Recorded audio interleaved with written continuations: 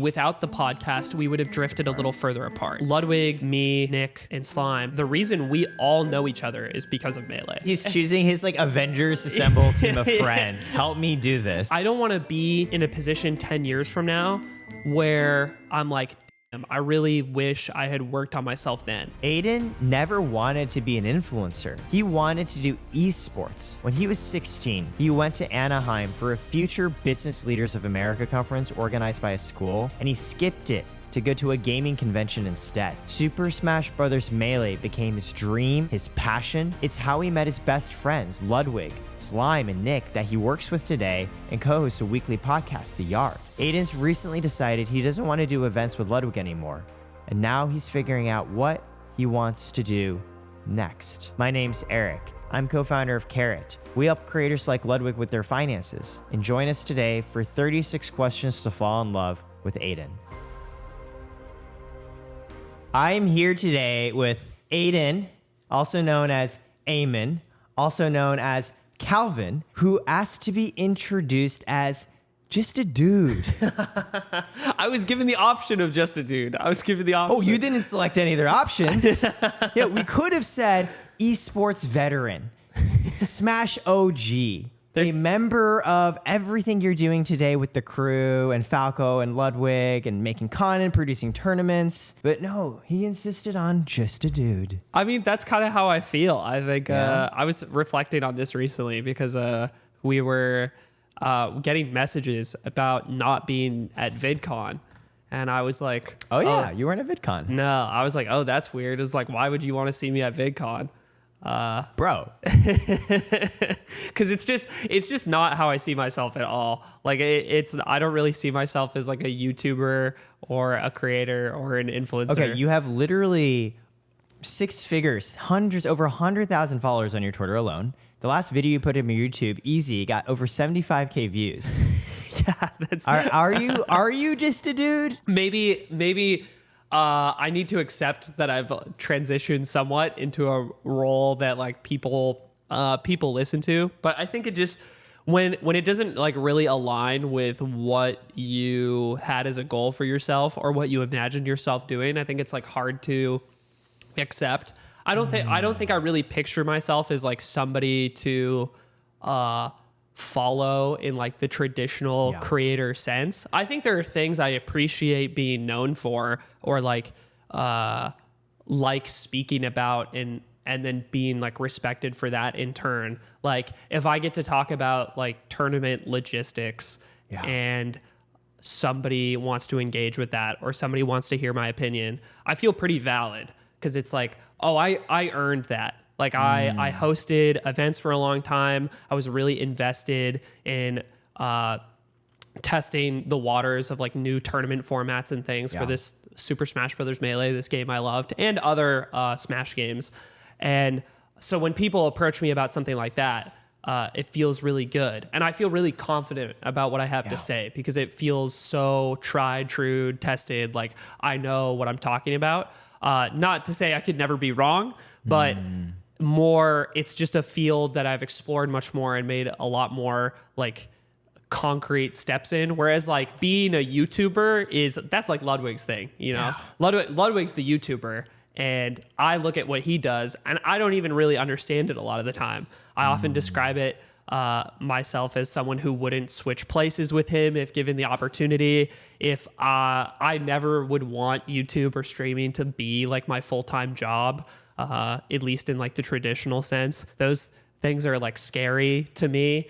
And if not scary, maybe just not something I'm particularly interested in because I can see what it demands of somebody like Ludwig. And it's like, oh, that's not really my thing. What I love is you fell into where you are now somewhat by accident, but somewhat by design. By design in the sense that you've just focused on what you're passionate about. It's like, hey, you care a lot about community. You care a lot about Smash.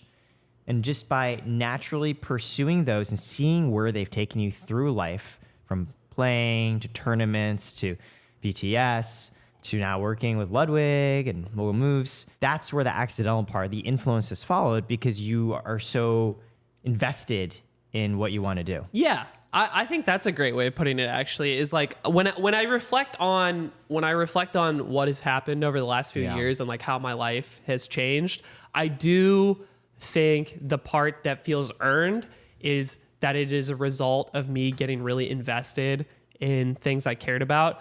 The way I think I described it to people in the past was, I always wanted to work in esports. Like from when I was like 16, I went to this event called MLG Anaheim in 2013. Dude, MLG is OG. They were some of the first throw Smash tournaments. Do you remember Killa Orr was one of the very first professional Jigglypuff players in MLG? Smash was not present at the event at all. I actually went because I don't know if you're familiar with it's like a business club in American high schools called FBLA. FBLA. Yes. Bro, I was in FBLA. Yeah, man. So I was in FBLA.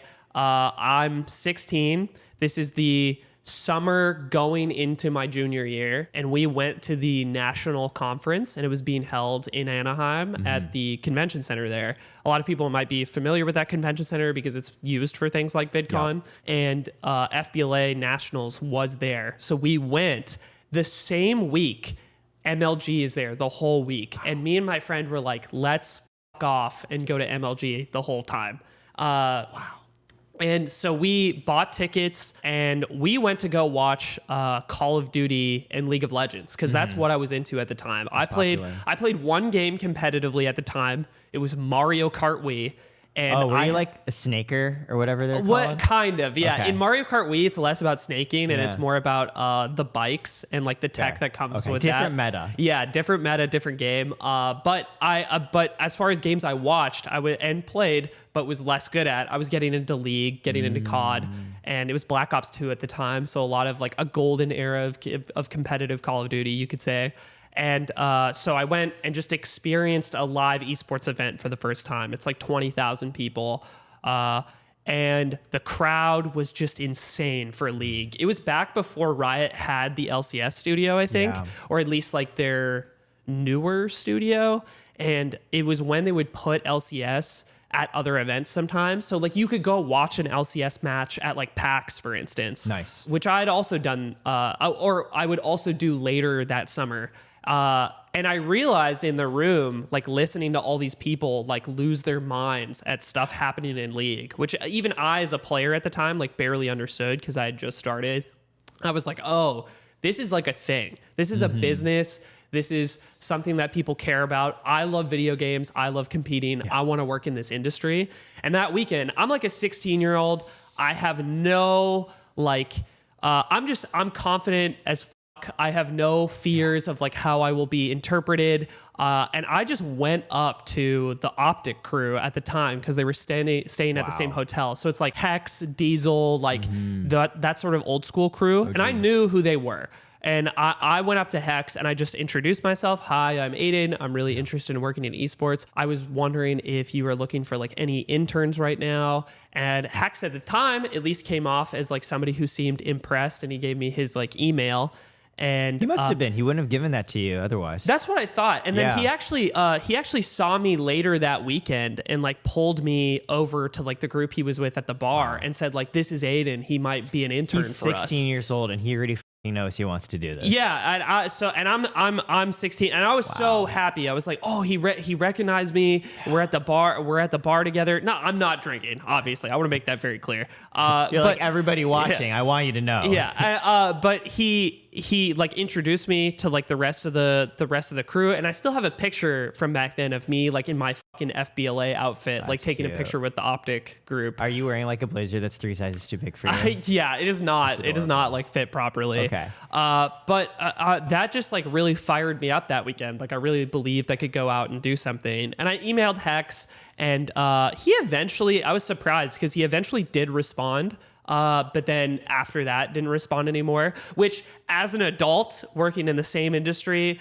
getting messages from people saying they'd work for me who look promising all the time. For free, yeah. Totally understand why he did not get back to me. But I think the main thing that came out of that weekend was the idea that I wanted to work in that industry. And I had a love for esports or games prior to getting involved in Melee at all. But what ended up happening is like as I got into Melee, funnily enough, like a few months later, Melee became this thing I was ultra invested in, and I pumped a ton of time into, like at a personal level, and then eventually through like actual jobs as well. And the funny thing was, I never, in those first few years from like age 16 to 18, I never really saw Melee or Smash as a conduit for my goals in esports. I was like, this is like a separate thing that I care about and I want to do.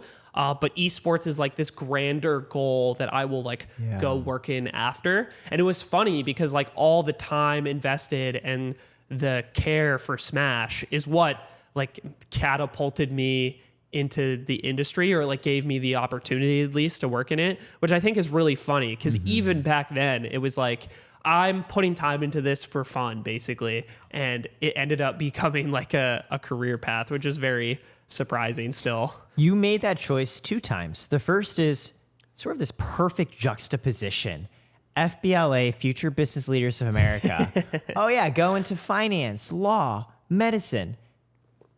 MLG Anaheim. I play video games for a living.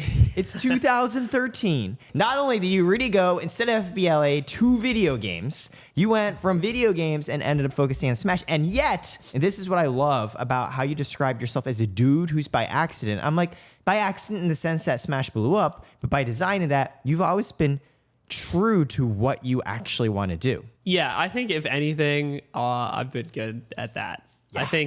I think I'm really, really bad at working when I don't care. When you don't give a shit. Yeah. Which, you know, most people feel that way to an extent. I think I have been in situations that are very lucky, and in the sense that I have had the ability or I've been able to make the decision to quit what I'm doing whenever I feel that way, or at least like, not that there was never any risk, but I just like, I evaluated this like, I'm just miserable and I cannot continue working on this, and I'll quit, and I'm gonna make it work otherwise. And I think that general mentality has managed to pan out over time.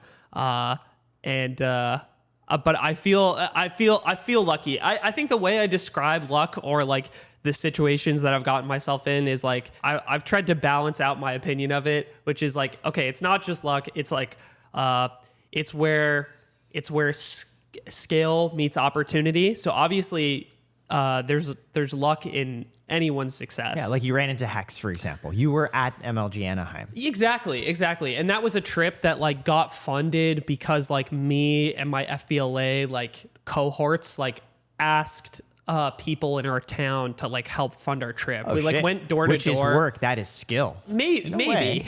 Yeah. But the luck is like in people making decisions to support us as well. It's like people don't have to say yes. I think the way I look at it is just like you can, if you can develop yourself as much as possible. So when the opportunity finally presents itself, and unfortunately, opportunities are not equally distributed to everyone. But when the opportunities are presented to yourself, you can take advantage of it. And I think I've done a good job of that. When the opportunity approaches me, I think have done a relatively good job of capitalizing on the opportunity. And Smash didn't have to blow up at the time it did, but it did. And then I kind of rode the wave, and it catapulted me into this world of making a podcast with my friends and working for someone I really respect, being Ludwig, and developing a lot of really good relationships. What I like too about what you described, you said it's when skill meets opportunity. It's those 2 parts. First of all, regarding skill, you said developing your own skills so that when the opportunities come, you're ready. I think that requires a certain degree of self-confidence and mental security, because until those opportunities come, you're just perfecting something that you have no idea if it's going to pan out. And I think for a lot of people, including myself for most of my life, I really would struggle to spend so much time on something if I didn't see opportunities coming. I'd often end up gravitating toward things that seemed a little bit more likely. And I've realized over the past few years, opportunities will come eventually. Yeah. And to find the motivation to keep going when they're not, you do have to find something you actually like. Because when the shiny thing doesn't come to you, and you're in between those moments of opportunity, you're going to have to keep grinding, and you're not going to do it if you don't truly want to. Yeah, I definitely agree. So what I find fascinating is then, so how did Smash end up taking so much more mental share versus you were looking at League, you were looking at Call of Duty, and so on? So it's two parts. One, I think Smash just was more interesting to me as a game.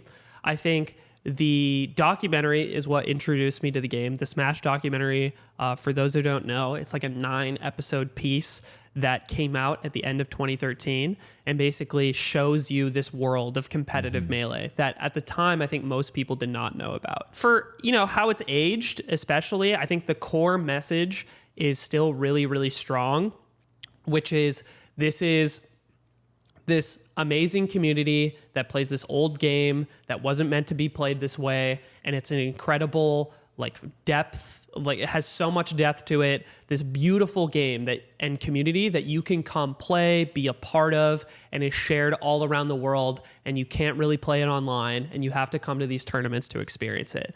And at the time when I was 16, I remember I was kind of fed up with playing games online. I didn't like the communities that I was really a part of. And the thought of going in person to play games was really, really appealing to me. Yeah.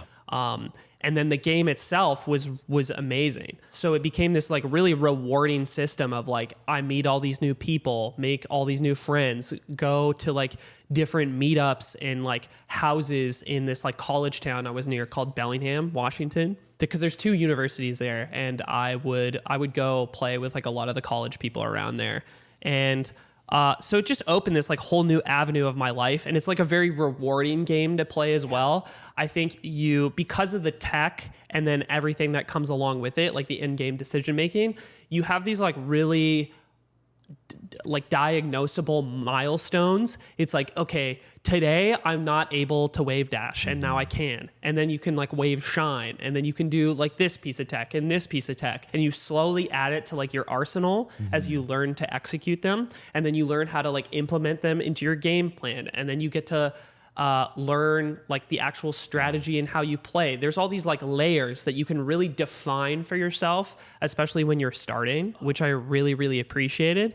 And then the other big reason I think I fell into Smash, or counted on Smash as an avenue to explore my aspirations for running events and getting into esports, was because the other games didn't really have opportunity because of the way they were so developer dominated. The games and the ecosystems around them were already so large. I tried running online League of Legends tournaments. One, not particularly rewarding, I think difficult to put together.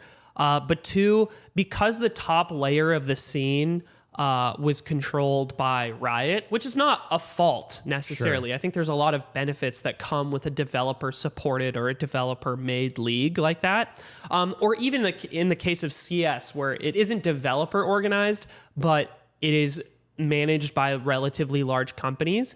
I think the room for a high school student to make a name for himself wasn't really there. And I think I realized that by the time I was 18. Wow. I was this is not, I'm not going to be able to do that with other games. But with Smash, there was this unique opportunity to, if you think you can run an event better and bigger than somebody else, then you can just do it. I think a strong benefit, because people always clamored for Nintendo support, especially back then. And I think a really big benefit of Nintendo not really being involved and Nintendo staying away for a long time was that there was this complete freedom for TOs to approach organizing in a way that they would not be able to if Nintendo was involved. Yeah. And that's why by the time we got to 2018, 2019, I think the common thing you would hear from people really embedded in the scene, if you go to 2014, it was Nintendo give us money, Nintendo support us, help us. By 2018, 2019, all the battle hardened veterans are you don't need to support us, just don't with it. Yeah, don't get in the way. And I think that was the pervasive sentiment at the time. And that was what was really beautiful about it, because by the time I got to college and I moved to Seattle, there was this opportunity. I started hosting these larger regional tournaments called Emerald City, which sort of united the entire region. It would bring down Canadians, bring up people from Oregon, bring in people from Eastern Washington. So I started hosting this event series that would pull in like 300 to 400 people every few months, which was really large for like a regional even at the time. And then that allowed me to like kind of level up again and host this like national event called Don't Park on the Grass, which was like a 4-digit event, like 1,000. I didn't even know you were involved with that. So that's my event. I did not know that. That is cool. And then I made a company with a friend of mine that I met through competitive Mario Kart called Endgame TV, and that was like our brand and our stream that we hosted a bunch of different tournaments around the country under. We hosted tournaments in like Massachusetts and Colorado. We started a tournament called Phantom in Australia with support from TOs there. One of which, great guy who took up almost all of the work. His name is Dennis. He passed away last year, earlier this year. So the Endgame TV was like this business avenue for me and Eric to basically host whatever we wanted while we were in college. And because Smash had no ceiling on what you could do as like a local organizer, we took that as a means to like host the biggest events we possibly could. And I think the reality is with the importance of your event, not just like beyond a local community, but to the national community or like the international community of people who like watch and play the game. Smash had no ceiling, but if we hosted an event for League, we're never going to be able to host an event where like Cloud9 plays Fnatic. It's just not going to happen. So it's kind of a waste of time to get involved in that space in my eyes. Even though League is like cool, one, I did not care about it as much. And two is because it's capped from a business perspective. I think that's one thing that does suck about those larger games is like the grassroots space is just so capped. And Smash was always a great place for grassroots organizers to thrive. I'm hearing this combination from you as you think about where to focus your time in life between passion and business savvy. Like with Melee, you shared the passion, looking at the Smash doc, seeing these stories and the community and the people in it. Wow, when I watched the Smash doc, I was like, it's insane people care so fucking much about this game. Yeah, it is insane. Watching that's how I felt, and it's funny because like a couple years passed, right? And then that's just me. Like that's how much I care. And I care too, because when I watched it, I was like, I wish I could care about anything as much as these people care about this game. And that in its way, it was inspiring, right? That 5 gods, right? I started playing Smash because Aiden, I just want to make friends. Yeah. Because it requires you to be in person. Yeah. And it's great for that, right? Yeah. It was one of the best ways to do that. I think we've talked about it a lot on the Yard, but also a lot in general about what this game has done for the 4 of us. Like for those who don't know or who maybe aren't as familiar with me, Ludwig, me, Nick, and Slime have this podcast together. And the reason we all know each other is because of Melee. We all met each other through competing in Melee. We often talk about how it gives you access to this global community that is truly unique. I think a lot of people have online friends through online communities, and I really respect that. But I truly do think, as someone who has online friends from other communities and has met some of those people in person as well, Smash is just in a different sphere of like what it gives you access to. I think there was this beautiful period, and the documentary was almost like this propaganda piece of like how it introduces you to like, there were house tournaments and everybody slept on the floor and you housed and hung out with everybody because they shared this interest in this game. And that sentiment held true, at least for a really long time. I do think it's changing now for different reasons. But the examples I like to give is in like 2015, which is, kind of on the upward swing of like what the peak of interest in the game was. You could find a Facebook group for any region in the world. You could join that group because you were traveling there, make a post and say like, does anybody want to play today because I'm in town, or could anybody house me? And then a bunch of people would respond to you. You can know nobody and people would just spring out of nowhere. I made this post, the one I bring up the most often, and this has happened plenty of times, but the one I remember the most clearly is I joined the Norway group because I was passing through Oslo to get to northern Norway. I was on my way up to a city, or a town, I should say, called Alta in the Arctic Circle. Yeah. And I was going to Alta for a tournament, ironically. That's funny. And I needed to spend a day in Oslo to get there. And I made a post in the Norway group. I was like, hey, can anyone house me for tonight? I'm just passing through, definitely down to play games and like get a meal together if anybody would like to. And a couple people responded. One dude hit me back and said, hey, my apartment is empty. And you can stay in it. I'm in America for like 4 weeks right now, and you can just have my apartment for as long as you need, which was just the day, right? But I'll offer. And then he was like, all you need to do is like water my plants.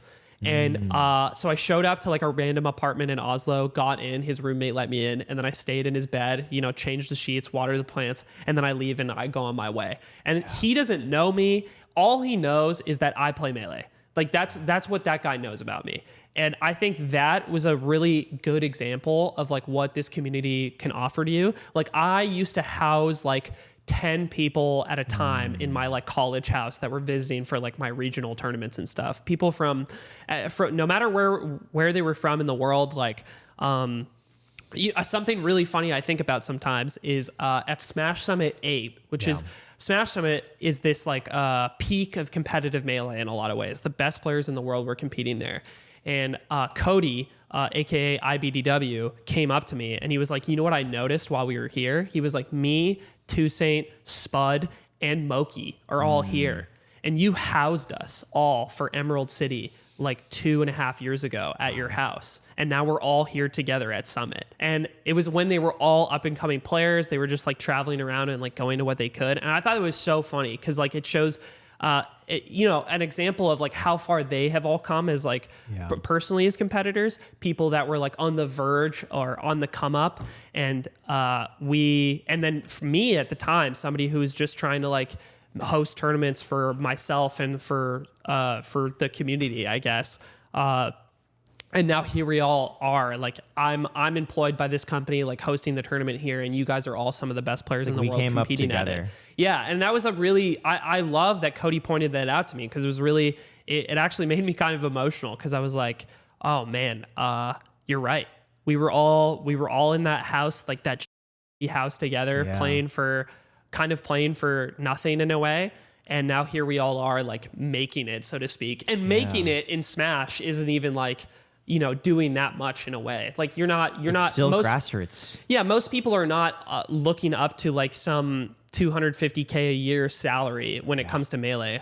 There's probably only a couple people like making more than that in the Smash scene. I just, it made me think a lot. It made me really happy when he pointed that out to me. Just like the level of passion. I remember the very first gift I ever got from my parents was Super Smash Brothers for the 64 because I wanted to play with the kids who kept inviting me over. Yeah. In college, the very first friend I made was similarly just going on an email list and saying, who here plays Smash? Yeah. When I moved to Palo Alto, same thing. You just meet random people because the game, until net play at least, you had to like go in person. And the trust, you literally are just housing people you've never met before and having people do the same for you. Yeah. I think it's a unique culture, and I think unfortunately something that's slipping away a bit from the game. Why? What do you mean by that? I think it's because the game over the course of COVID became predominantly played online. Because Slippy is so good. Yeah, net play. I think at large, a net positive for the community for sure. A necessary evil, you could say. I think the victory or like the achievement of Slippy on a whole is incredible. And the person who made it is someone I deeply respect. Jazz, aka Fizzy, is somebody who I worked with at Smash GG for a long time. And I love. Like he's just a great guy. And he made something incredible. Like he reverse engineered rollback netcode for this game that came out in 2001 that's coded in fucking assembly. Like it's just insane. It absolutely insane. And that came out, and that certainly, in my mind, it certainly saved the game through COVID. Because I think COVID there was a way to play the game online before that I actually played quite a bit myself, but it was not very good. Yeah. And him bringing that to the table, I think was a huge boost to the scene through that period, and was a huge boost to the player base coming out of COVID as well. The reason why a lot of people go to locals now is like, it's a lot of people who got into the game during that era. But I think the thing that's missing now is for the average person, I think the local community component is a little gone. I think it's harder to find your local scene than it was in the past. A big part of that is Facebook is dead. No one's fault. It's just like the site got shittier and people phased out of it, right? Discord is I think Discord is not as universal of a place to find things. Yeah. It's just in the way that Facebook was. Everybody had a Facebook account. It was something you basically needed to use every day to communicate with your friends. So the fact that Smash was embedded into that, and then you could find an active group for wherever you were, even for your city a lot of the times.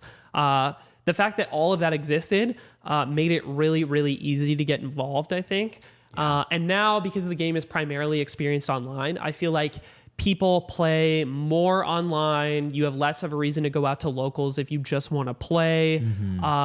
There's less of the reason to make those long drives to a tournament on a Wednesday night. The community has kind of formed into almost Discord or online friend groups, and that regional pride that existed in the past, I think, is harder to find than it was before. Remember, crew battles used to be some of the most hype.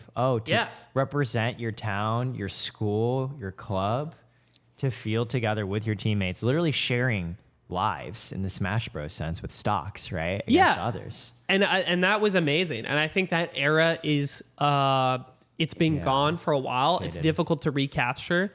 It's not that it's gone entirely. There's still local community spaces that are really tight knit, really good places to be. You can still, and I'm not saying this as a person to discourage anybody, you can still go find your local community. Different. It's just different than it used to be. And I think, and like I said, net positive to be able to make the game so accessible, so 100%. Easy to play. I love that. Yeah. I would rather have Slippy than not. But I'm sad for those who get involved in the coming years, because I think it will be harder, not impossible by any means, to have the experiences that I did, which I think were so valuable to me and my friends. The reason I have my life now. It's how you met them. Yeah. So you got really involved in Smash, and I know, for example, you were helping do Beyond the Summit, right? And in 2019, you wrote a note talking about why you decided to move on and join and focus more with Ludwig, if I recall correctly. So I had worked for Summit for actually almost exactly 2 years.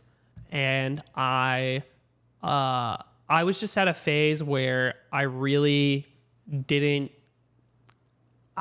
care. I wasn't as invested in like what I was creating anymore. I think for a variety of reasons, I realized that I didn't care about esports as much as I thought I did, or at least I think I came to the conclusion that like passion is not necessarily what carries you through the day-to-day of your job.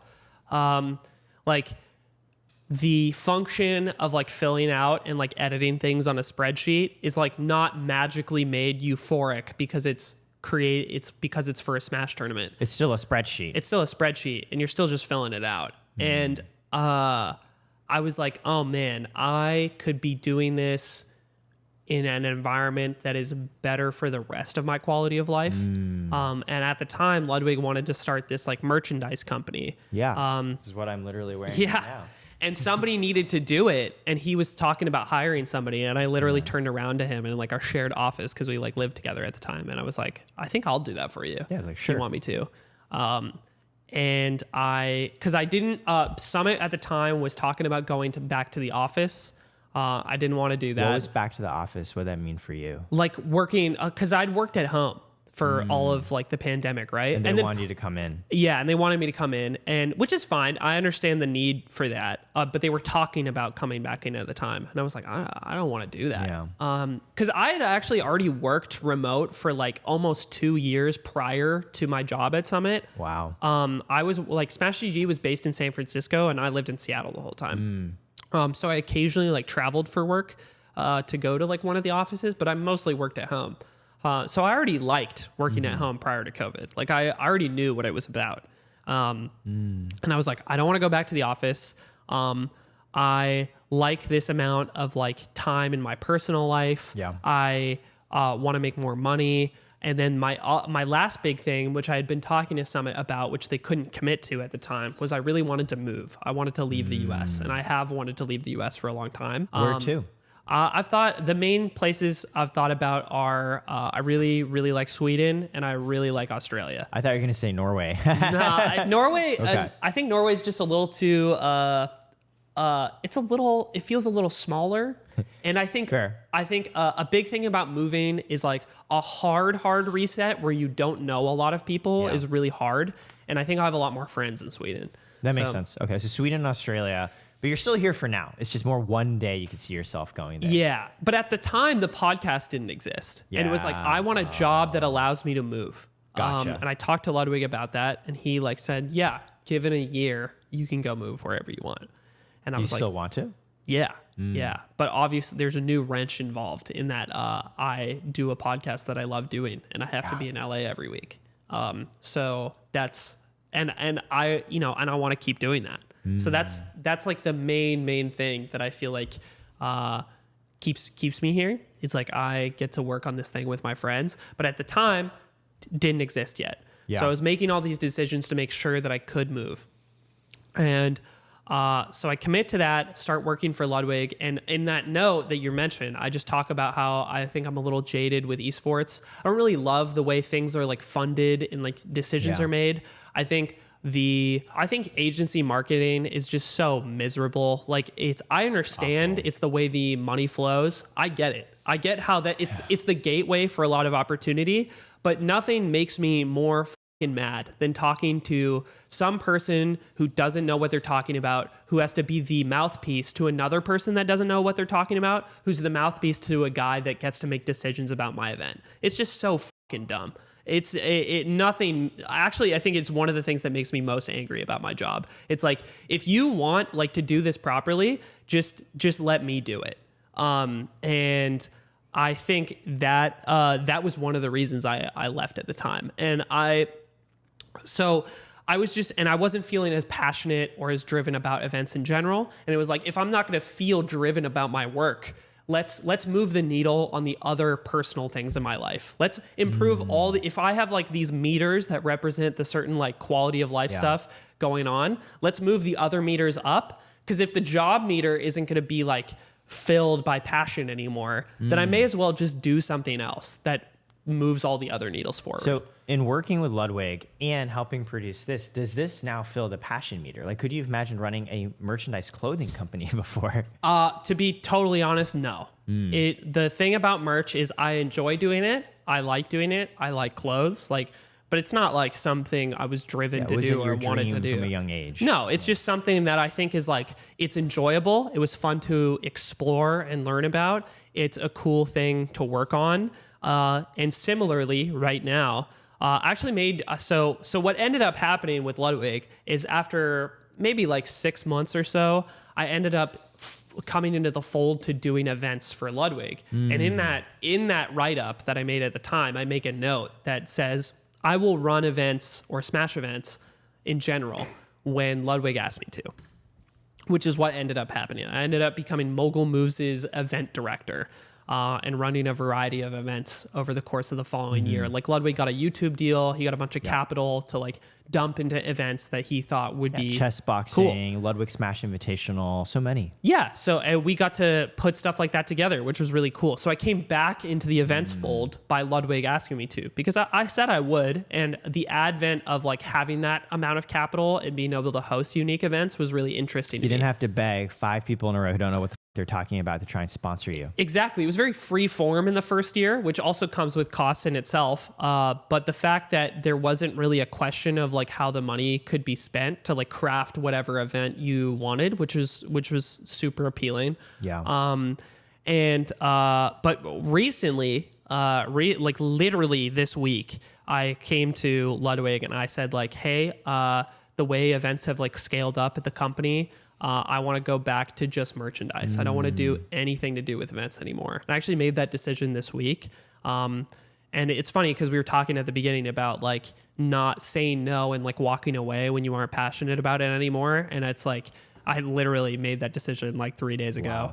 It's a hard decision to make. Yeah, because I don't I don't like leaving things behind, but it's like I don't feel fulfilled by this, and I also don't like I don't like being in the room and feeling like this. I don't want to be that guy who's like half-assing his job and creating something that like I'm not proud of, like, and might not be good to other people. Like LACS, for example, I think was a good event on the whole. Like I think the product delivered. It was this Smash tournament we did for Toyota Prius, and the product turned out well, but I didn't feel particularly proud of it. Like it could have been a lot better, and it could have been a lot better if I put a lot more time and like cared a lot more. That would have required exactly the passion, which wasn't there as much. Yeah, and it's like I don't want to be the guy who perpetually runs events he's like just okay with. It's like that's just it. It feels so. It feels dishonest. Yeah, it's like predetermined mediocrity. It's like and I don't want to. I don't want to feel like that. So I rather give it to people who I think will do a better job and alleviate my own time to like focus on things I like. What are you most passionate that you work on today? Number one, and number two, what's the dream? So this is, I mean, it's the question I've been kind of asking myself for a while. I think in general, the default answer is I don't know if passion is the right word, but I've never sat down on Monday to record the podcast and been like, I don't want to do this. I've never had that thought. I always am happy to spend some time with my friends and talk to them and make the show. It makes me really happy. I wouldn't call it like my passion, so to speak. I don't think I'm driven by it in the same way I was in the past for like these other things I did. It just makes me happy. And that's why I like doing it. And I want to keep doing it because it's fun and I get to spend time with these great people in my life. And I think similarly, almost like a frustration as someone who had such strict goals in mind for so long, whether they were academic or like professional, having reached this point in my life where I don't know what is like next. I don't know what the dream is or what the goal is. And it feels almost bad because it's like it makes me feel like I'm coasting, and that's kind of a bad feeling as well. Is like am I being complacent? But I don't think I have any big goals right now outside of like things in my personal life. Like one thing I think I need to do before I die is like I need to learn another language. Like I need to, or I will be eternally disappointed with myself. Do you only know English right now? And I only am fluent in English. Yeah. Like I took a crack at like some things over COVID. I learned like Mandarin for like 6 months. Wow. But then I like fell off the horse like you do with like working out. It's like I did it, did it for like this period of time for 5 months, not 6 months, sorry. And then you drop the routine and then it like gets away from you. And I think similarly, one of the reasons I made this decision recently is like these personal goals I have, these things in my life that I want to make time for. I think I'm in a very unique position. Again, very, very lucky to be able to be like, well, I'm going to like put the back pedal on like my work day to day because I don't actually need to do it. So I can focus on these other things. Whether that be like working out every day or like learning a language or like things love like that though, because I think the hardest realizations of life are I've run out of things that I thought I should do or thought I was going to do. Now you're literally just figuring out what do you want to do, which is scary because I think you're in the mode for so long growing up. I think if anybody is like, if you're like an ambitious individual, you've probably been in this cycle of constant like chasing of a goal. What were those goals for before? You said you always had personal and professional clear goals. Yeah. Yeah. It was become, I think like work in esports and run like a league or like run like the largest event in the world, like some sort of like global league for some game. Like if you asked me maybe like 4 years ago, I might've said like, or I guess the game wasn't out yet, but it would have been run the global structure for a game like Valorant. That would have been my goal. goal. And I realized like the further I got down the pipeline that's like, f that, dude, I don't want to do that.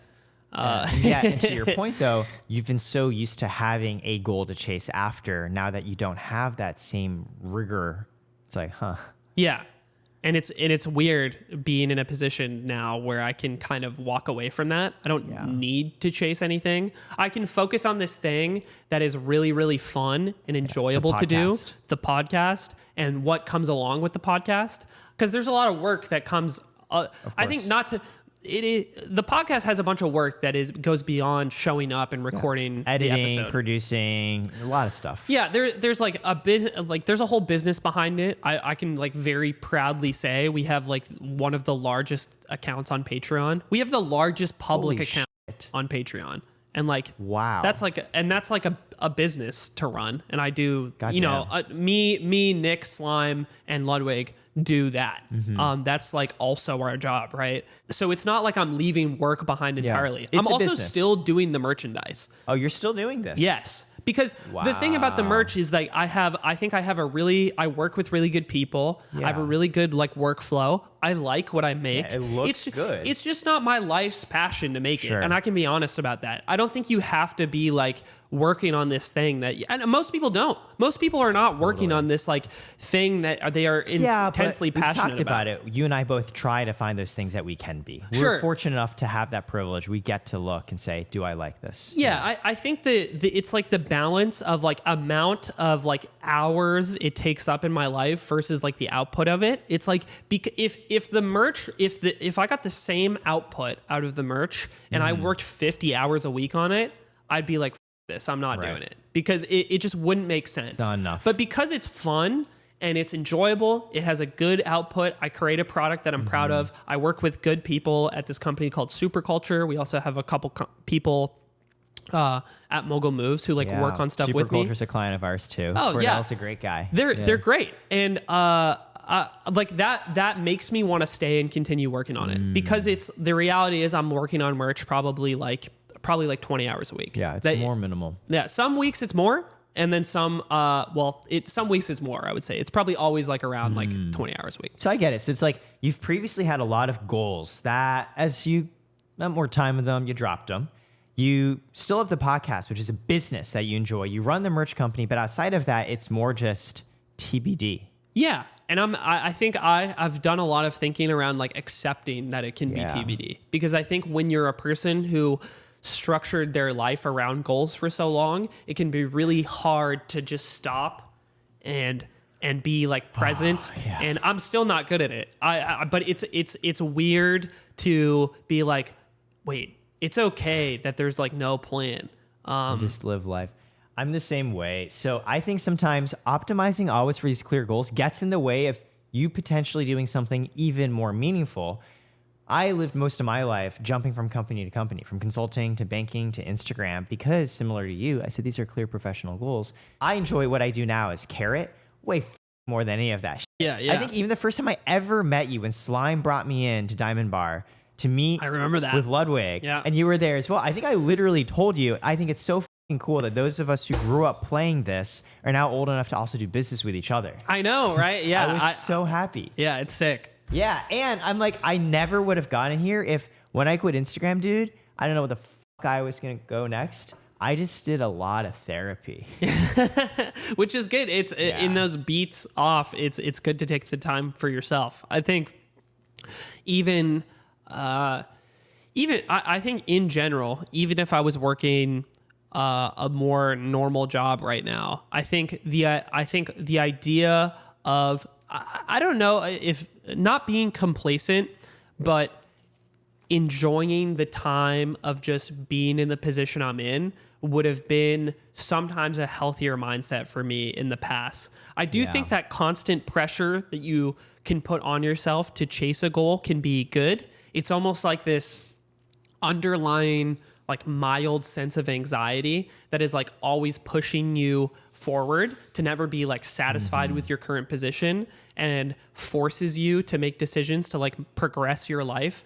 But I think finding ways to be more present and like ditch that feeling could have been good in the past. And I think I'm finally figuring out now through this situation in my life and people in my life, that it's good to, maybe it's okay that there isn't some like grandiose goal to be chasing at the moment, it feels so fucked to say, because I do think I'm in the easiest position possible to make that realization and decision. I think part of the reason why it's like comfortable to do it right now is because I have this successful show that I'm a part of. And I understand that. It's like my back is not against the wall in the same way that it would have been 4 years ago, or that it probably is for the average person. And that also makes me feel a little bad, because it's like, oh, this is like a privileged position to make the decision from.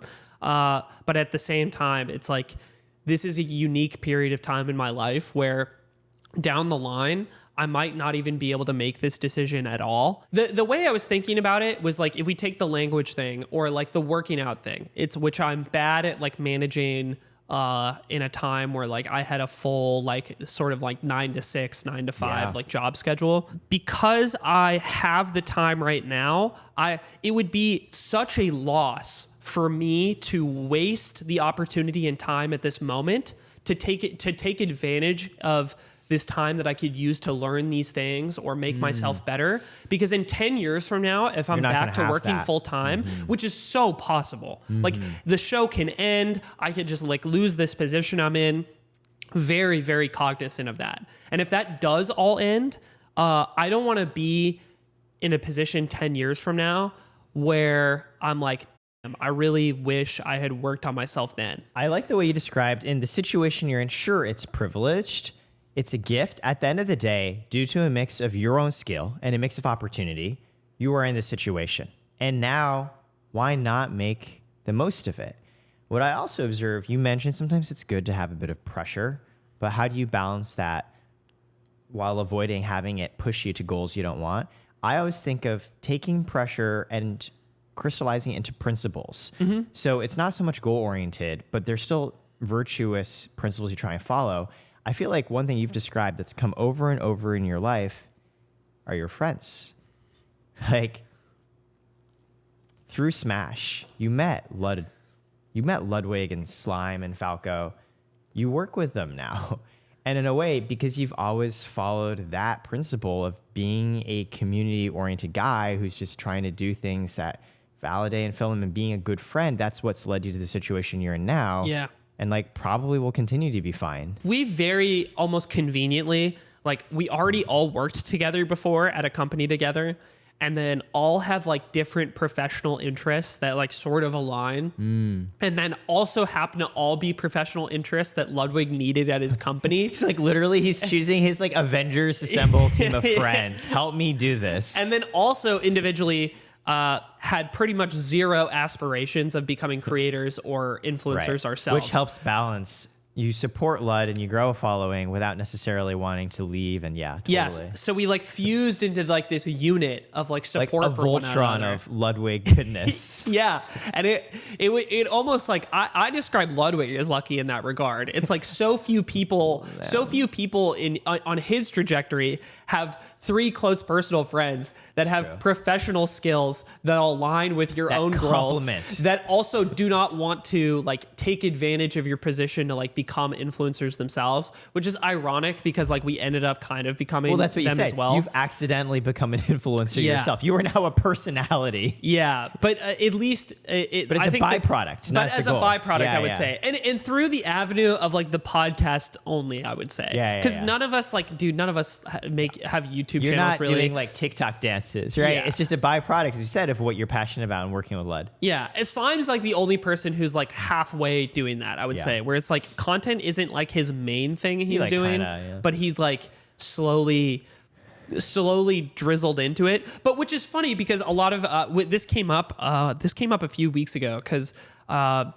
people, I can't remember why people were roasting Slime on Twitter, but he changed his look up a lot. Yeah, it was a little before the hair piece, and it was like people were on his case about like riding Ludwig's coattails and like be like he would have like no success without this person. It's like he would be nothing. Which is dumb as because Ludwig also needed slime.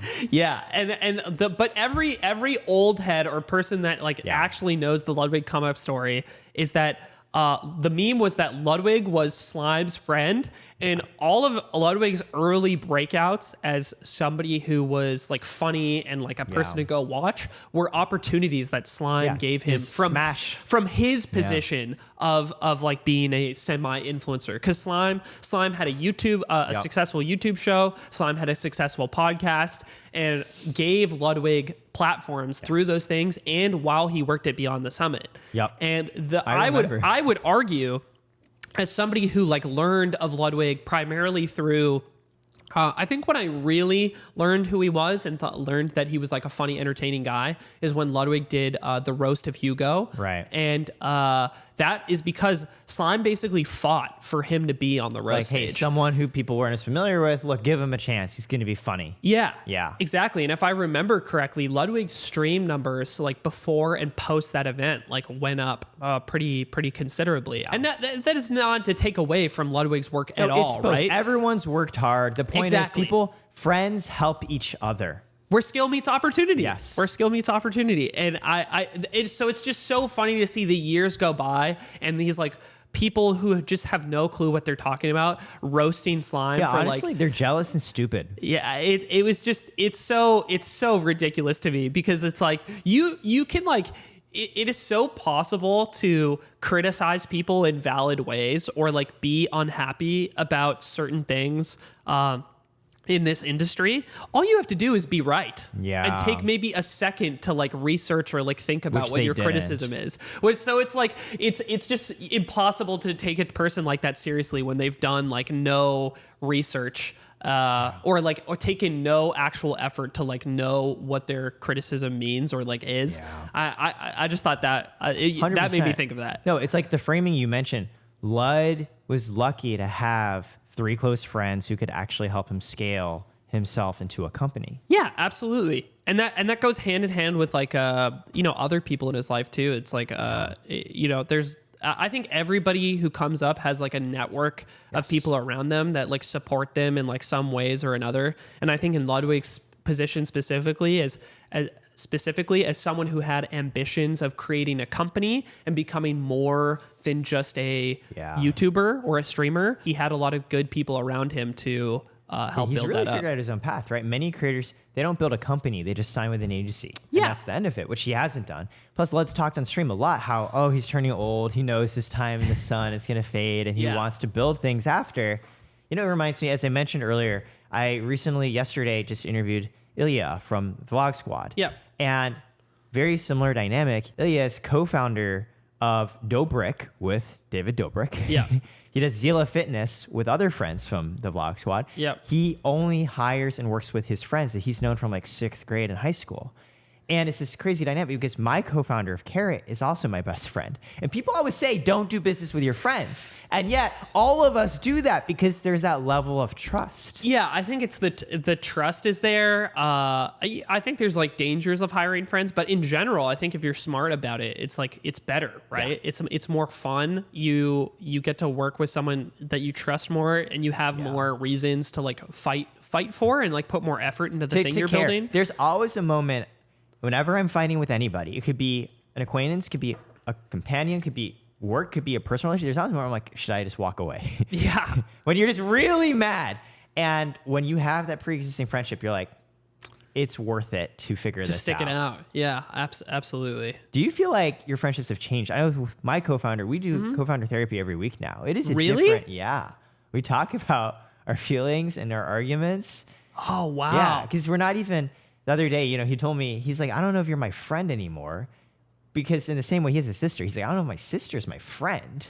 Sure. But you're my co-founder. Like, I think a big thing for us, so as Ludwig or like Yard fans might already know, I am like the most recent addition to the friend group. Mm-hmm. I was like kind of friends with Anthony Slime before I moved in with them. Mm-hmm. because I moved in with them at the end of 2019 when I moved to SoCal and started at Beyond the Summit. Which should be clear, that's still like 3 years, over 3 years. And now it's been a while, but I think a big catalyst for our friendship was we got to know each other a lot better, like having lived with one another. Yeah. But I think a huge part of it was COVID and being able to only spend time with one another. Oh God, your quarantine pod. Yeah, and it was a good group, and I think getting to know them over that period like brought us a lot closer together. Wow. Which is nice, and they've been friends. The three of them have been friends for a little bit before that. I think Ludwig, Slime and Nick the longest, and then Ludwig a little later, and then me. That definitely accelerated it through that period of time. And I think also living together before Ludwig, so when we had more normal jobs and we were working at home, and then Ludwig also as someone who was breaking out as famous but wasn't as established and wasn't as busy yet, I think the result, and we were all just younger too. Yeah. We spent a lot of time with each other day to day. We'd go get food together, coffee together every day. We'd go on like drives. We'd do activities. Like it's like all of these things that we would do together all the time. Yeah. And I think the big change now is one, we haven't all lived together for a while. Right. Yeah, you said you moved out. You're not living with Lud anymore. Yeah, I only live with Nick. And then Slime lives on his own. Ludwig lives with Cutie. Right. And because we don't live together, and then also because people got busier. Like Ludwig being this person who's at the helm of like these companies. Yeah, he's the face. The face of those companies has a lot of obligations, still doing his YouTube channel and his like normal grind, right? And then also as we scaled up as like creators, we also got busier, and then our jobs got busier too as we took on more responsibilities as Mogul Moves grew. So I think the main thing was like the forces of like those forces pulled us away from spending non-work time together. Yeah. And that is the big change in the past year. I think something nice recently is after we've all now recently relocated to places that are a little closer to where we work. And because we're like, there's more proximity between us again, we can spend more time with each other. Like in the past like few weeks, I feel like it's the most we've hung out in a long time, which is really nice. And then also the podcast has been really good for that too, because it's work in a sense, but it's also genuinely catching up. It's this like, it is a scheduled touchstone every week that we have to spend that time together. And it's not perfectly genuine time in the sense that it's not free from obligation, because the podcast obviously has to come with some tiny sense of constraints. But it's nice to have that, because my fear would be without the podcast, we would have drifted a little further apart. And I think it's been really good for that, keeping us together, keeping us hanging out. And then we do try to go on like trips together sometimes too. Like this past weekend. They're almost like dates in a way. Yeah.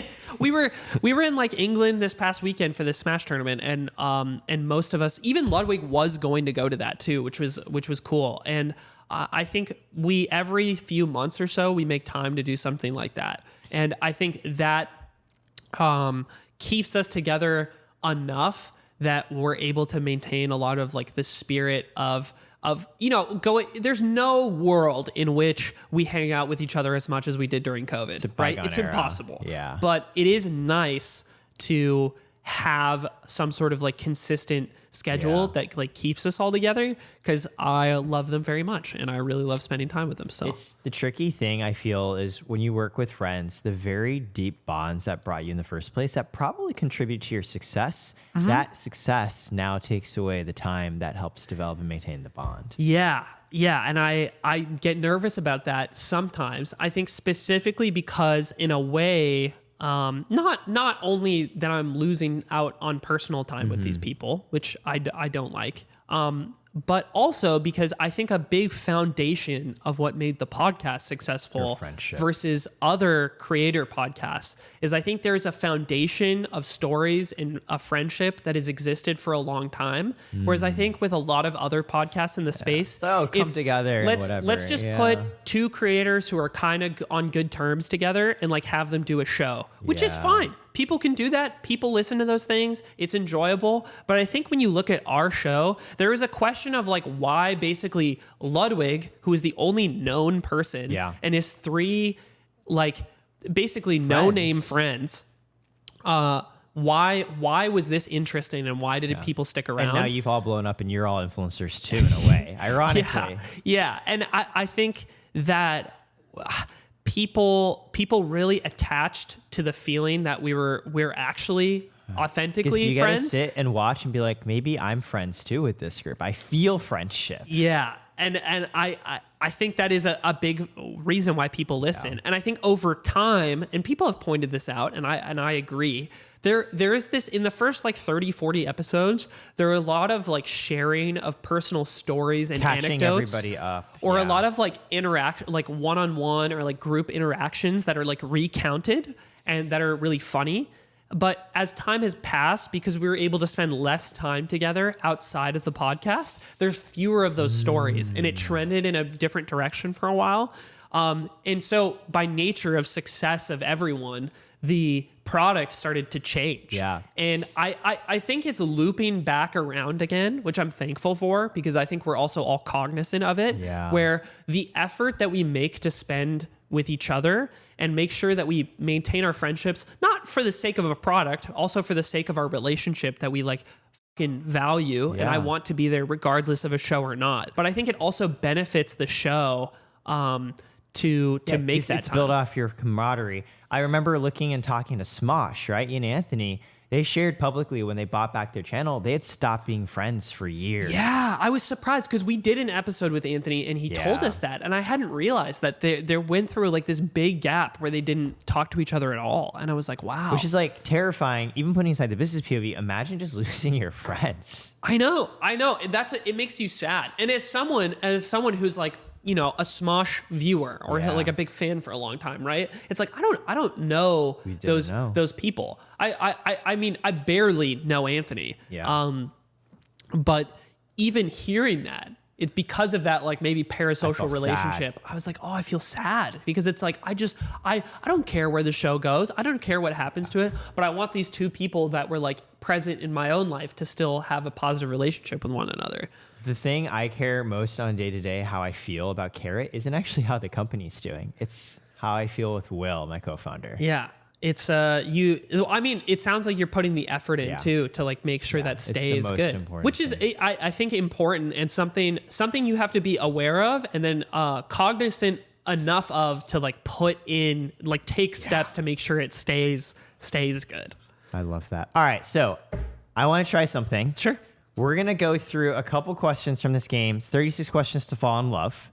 New York Times wrote about it. Many of these questions are around vulnerability and intimacy. People who want them to become friends even fell in love. So normally the way it works is we stare deeply into each other's eyes. And the first person who looks away or blinks pulls the first card. Okay. I like us to do something different. Okay. We've got this right here. Oh, 1v1. Two controllers out? Two controllers. Yeah. You're not allowed to pick Sheik or a character you're good at. You're going to have to play random because you are much better than I am. All right. Whoever wins draws the first card. Did you do this with HBox too by chance? No, I didn't think of it yet. Dude, this is such a good idea. I'll have you know I placed well in the tournament this past weekend. I'll have you know, I hope you get Pichu or Bowser. We'll see how this goes. Are you fucking kidding me? He got Fox. That's so funny. All right, you have to two-stock me. Okay. You have to two-stock me. I can maybe do that. All right. Let's see how this goes.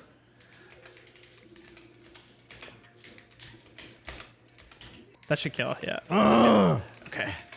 Okay, for those of you watching, I'm a little better than this. He's very good, okay? No! Oh, that was painful. Oh!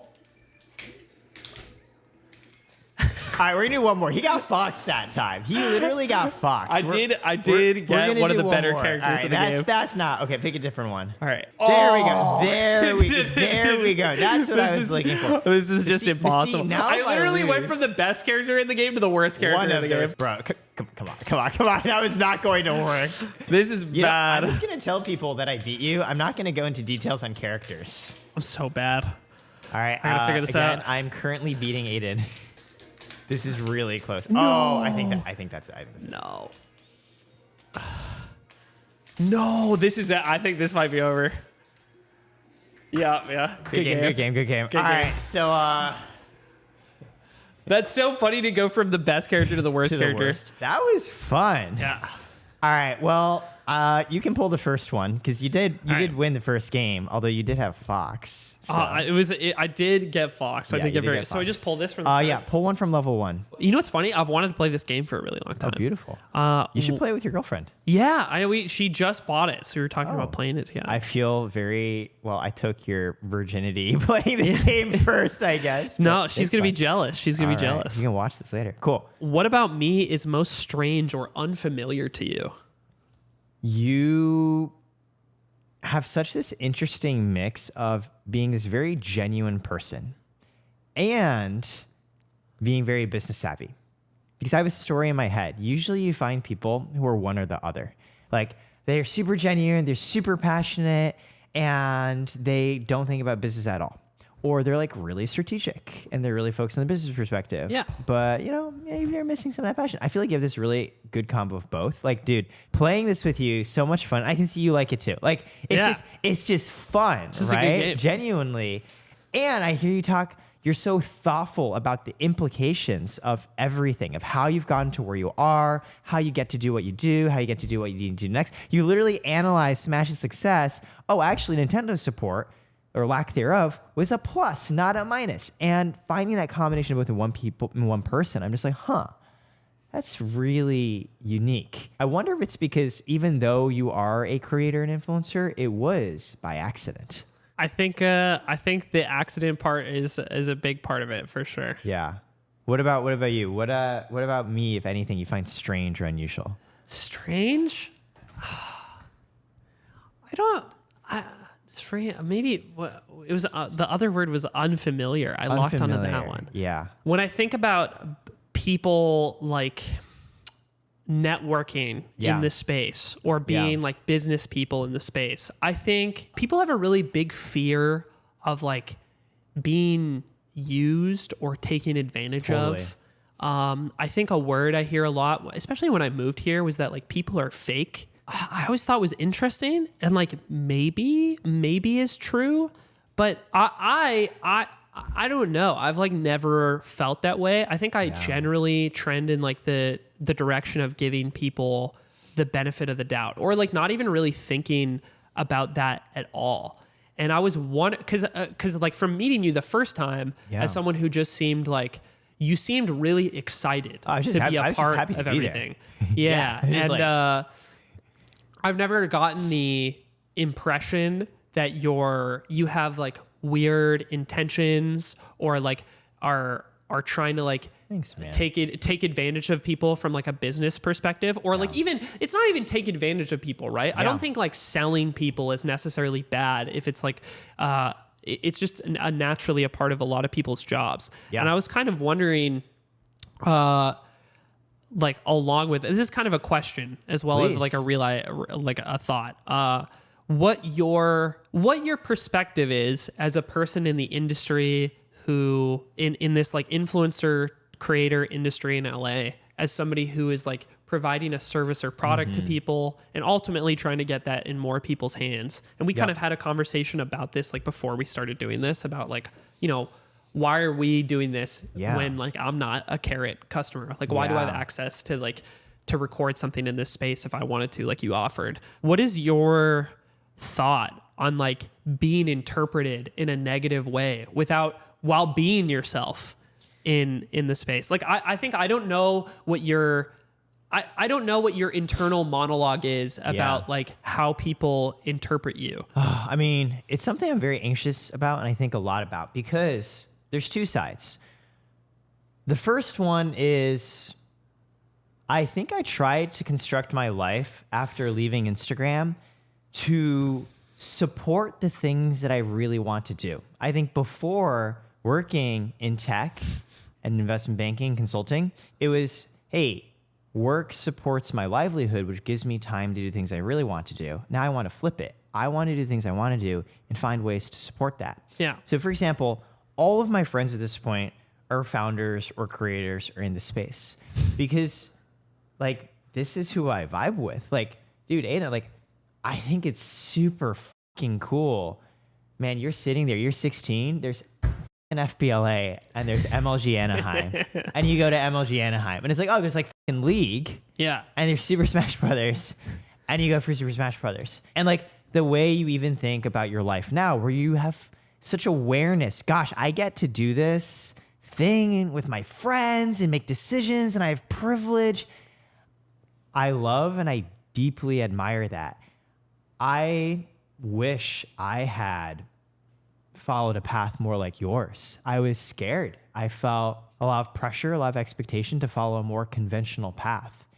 And I sense almost the road I didn't take that I wish I had in you and so many other people in this space as well. Like, think about it. To be a creator, there's a similarity in being a founder where you're doing something because you really wanted to.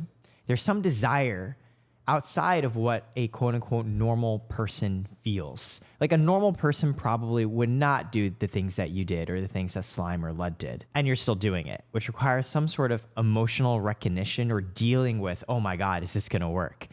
So from a very personal POV, you are somebody that I've always wanted to get to know better, as are many of the people I've gotten to know working and being in LA.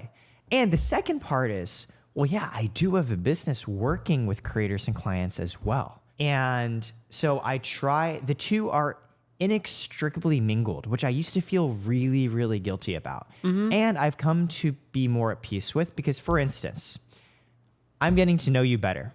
I feel very happy about that. Yeah.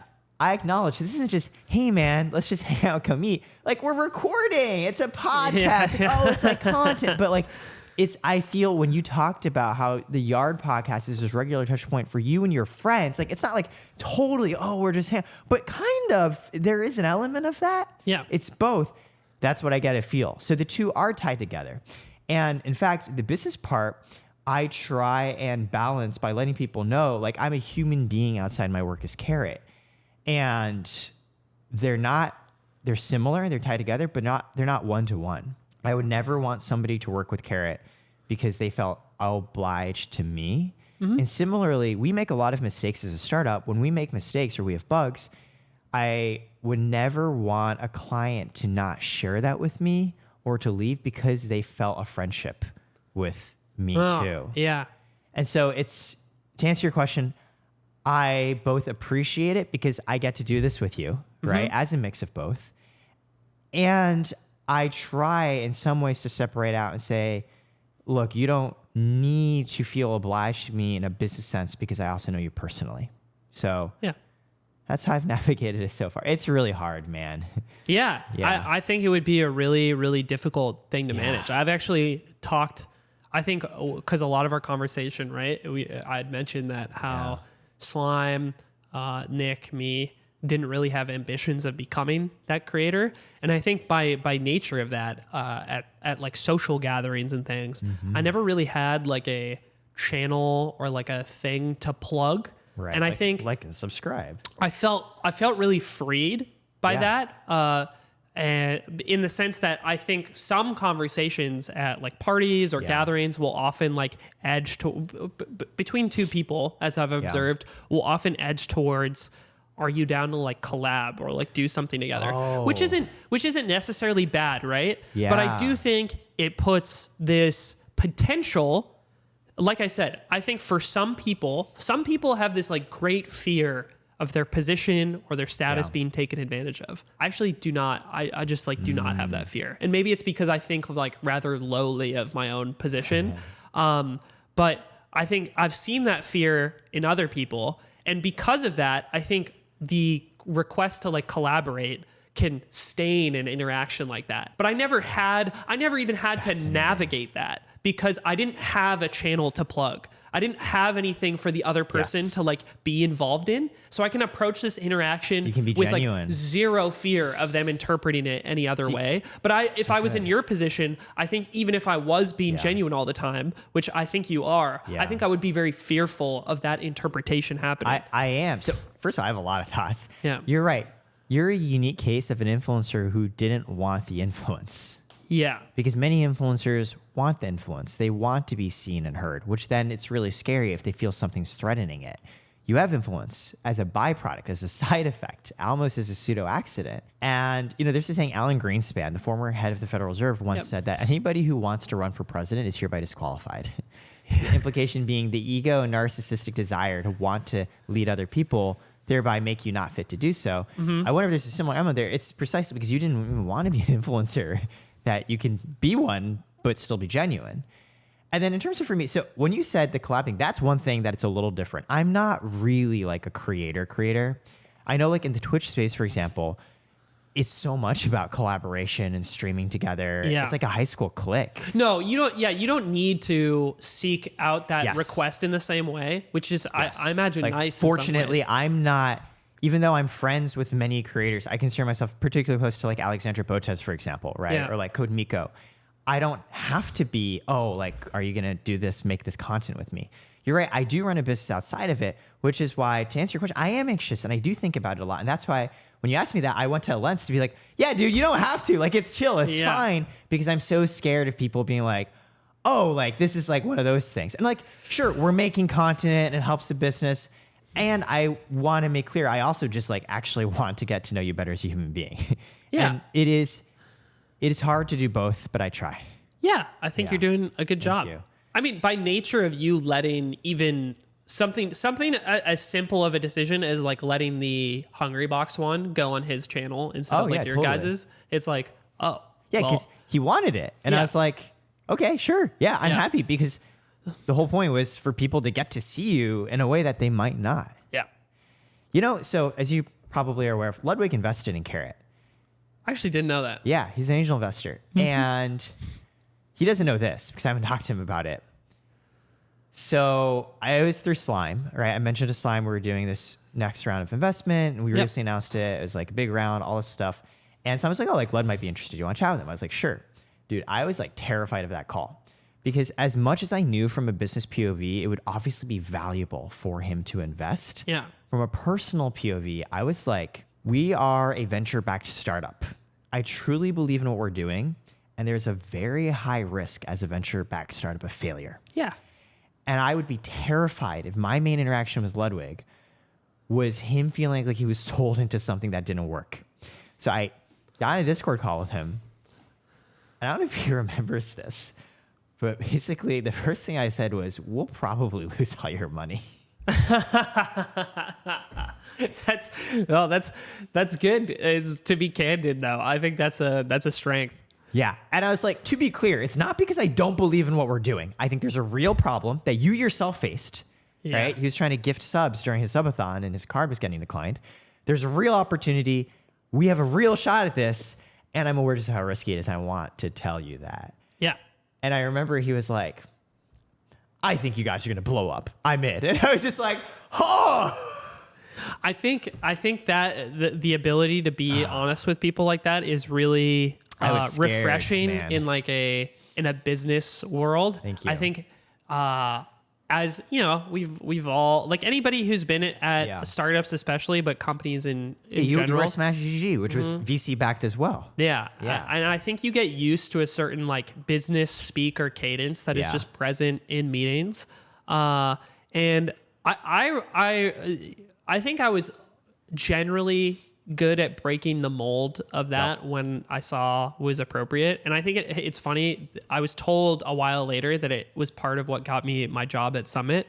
So I was like the Summit client manager at Smash GG towards the end of my time there. And there was this question that they had. Summit was asking like why Smash GG was like changing the percent cut on like merchandise or something because it was going up in Smash G, and this is going to lower the margins for Summit.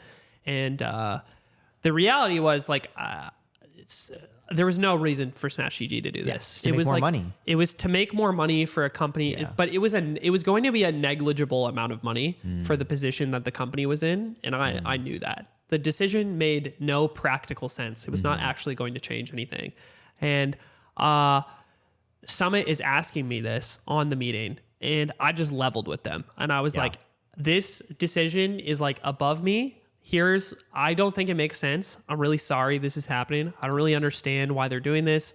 It doesn't make any sense to do this. I just like, and I don't know what to do. Like, this is just like, But you were being honest. Yeah. And I just told them exactly like how I felt, how I thought it was dumb, and what was actually going on. And when I talked to one of the people higher up at Summit later on about like why they brought me on board, part of the reason was like that conversation, because they appreciated the candidness. And I was like, oh, it's like, oh, that's so nice. Cause it's, I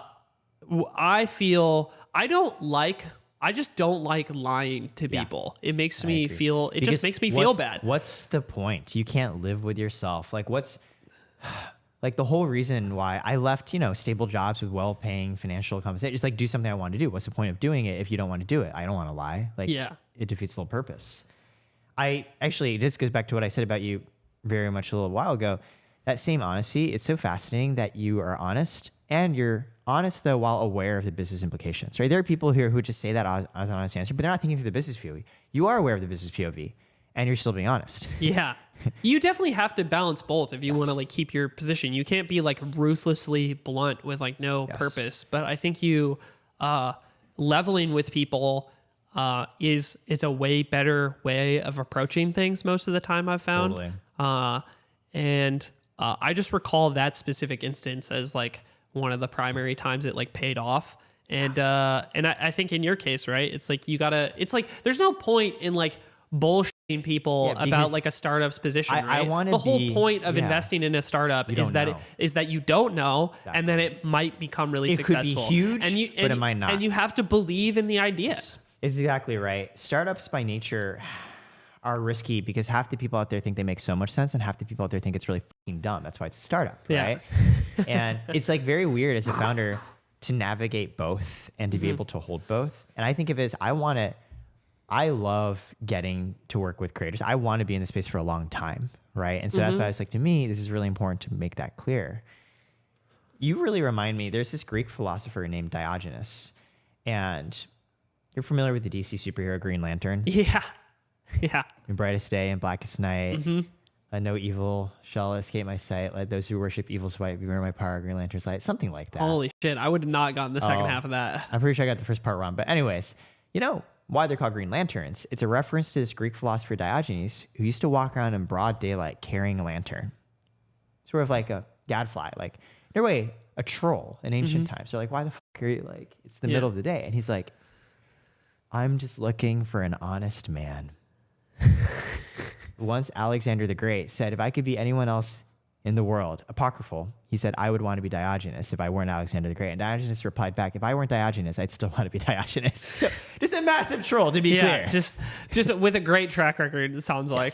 But only knew his name before this. Didn't really know anything about him. Well, I'm looking for an honest man. And that's partially what inspired the writers and creators of Green Lantern to like, that's why it's a lantern versus like literally anything else, right?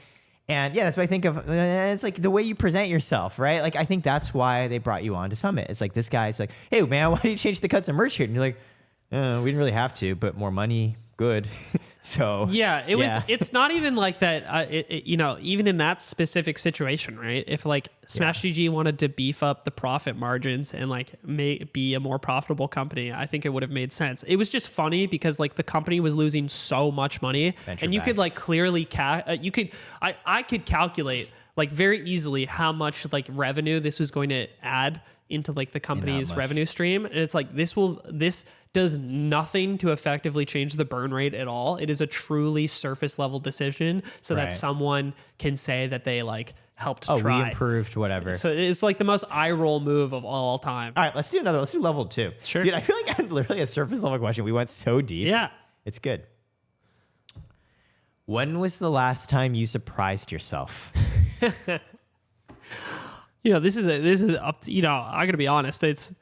You never surprise yourself. I did. It's just not going to be a very it's not going to have a lot of emotional depth. To be depth honest, to it. It's not to be emotionally. Yeah. Well, I tried like nicotine pillows this past weekend. As nicotine pillow? It's like snus, like you take the little like nicotine pouches and you put them in your cheek. It's not like dip. And I'm not endorsing this. It's disgusting. This is not a brand deal. No, we did it at like the Smash tournament this past weekend. It was like me and like 3 Australian friends, and it was called Getting Packed Up. And I would I don't do nicotine, and So you've never done nicotine, and basically no. And it felt like I was burning a hole in my fucking cheek. Why did you in Australia? That's like one of your favorite countries to move to. So just hang with us, Australia. Yeah, I just love my boys, Have you heard of the Big 5 Ocean Personality Test? So this is not... Yes, I've heard of it. So there's obviously Myers-Briggs, which is like EI, NTJ, whatever. Yeah. So the Big 5, it's considered to be more scientifically rigorous and complete. It measures your personality across 5 traits that spell out the word ocean as an acronym. Okay. O is for openness. Things like, let me try the nicotine patch. Yeah. C is for conscientiousness, how organized you are.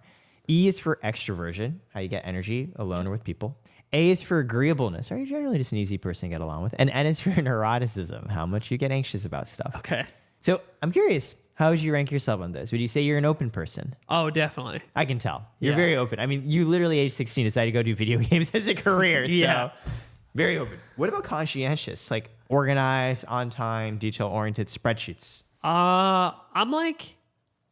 I think I'm midway on that because I think I'm really good at pinning down organization in like portions of my life. Yeah. But I let things slide when they lack urgency. Yeah, I'm the same way. Like if they don't fall into like a limited like scope of urgency, then they do not get organized very well. Sure, you prioritize. Yeah. What about how would you compare yourself to the rest of the yard? How would they rank as more or less organized? Oh, I think I am overall.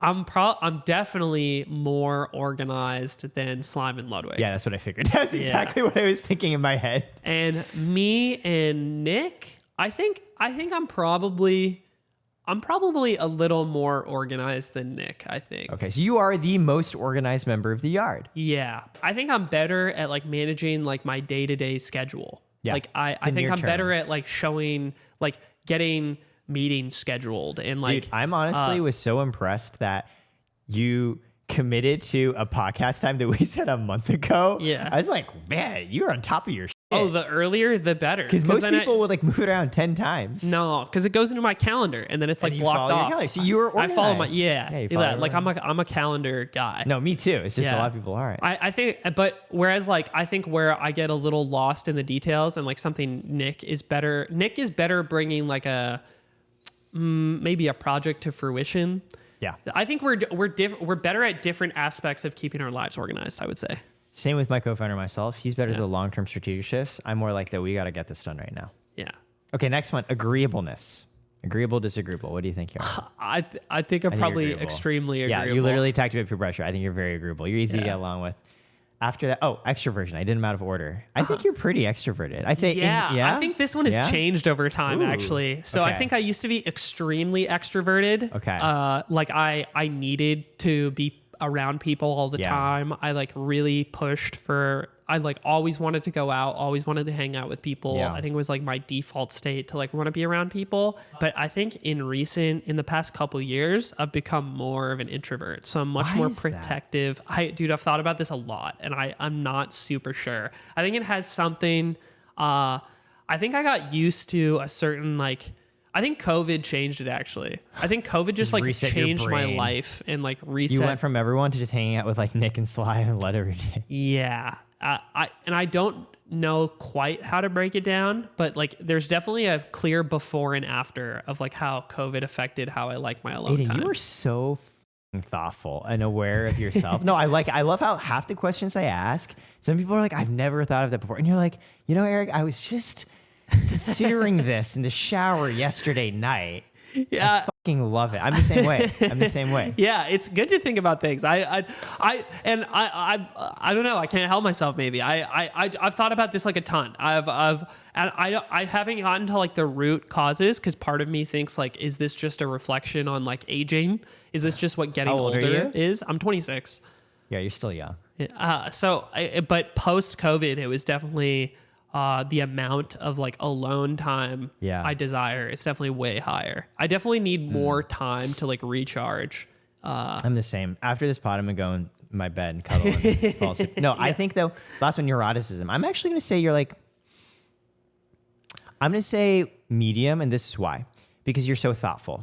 And there's a story in my head, thoughtful people can't help but have a little bit of anxiety. That's why we're thoughtful. I've thought about this a lot too. I used to be on that fucking I don't have any anxiety wave. And part of that is because I think I used to be just fundamentally less anxious. Sure. I do think that's true. But I think I've always had a level of anxiety. I think I internalize like